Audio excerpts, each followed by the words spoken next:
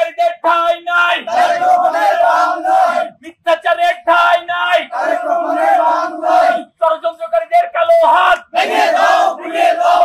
আমাদের তারেক রহমানের বিরুদ্ধে কোনো মামলা নাই, বেগম খালেদা জিয়ার বিরুদ্ধে মামলা নাই।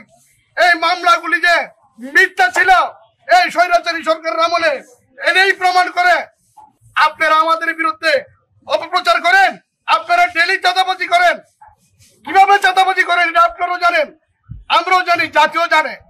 আপনারা ভালো হয়ে যান, যদি না হয় জাতীয়তাবাদী শক্তি সহ সমস্ত বাংলাদেশের জনগণকে নিয়ে আপনাদেরকে উচিত শিক্ষা দেওয়া হবে। তারেক রহমানের উপরে যে অপমাননা করা হয়েছে এই জন্যই বলছি যে আমরা ঐক্যবদ্ধ ভাবে তারেক রহমানের উপর যে অপমাননা এবং যে যেরকম কুৎসরণ তার প্রতিহত করব এবং তারেক রহমানের নেতৃত্বে আমরা আমাদের কাজকর্ম চালিয়ে যাব। উনি লন্ডন থেকে আমাদেরকে যে নির্দেশনা দিচ্ছেন, দলকে অনেক সুসংগঠিত করছেন। বিগত 17 বছরে উনি দলকে ধীরে ধীরে একদম একটা আধুনিক দল হিসেবে পরিচয় করেছেন এবং বিএনপি হলো জনগণের দল, জনগণের সেবা করা।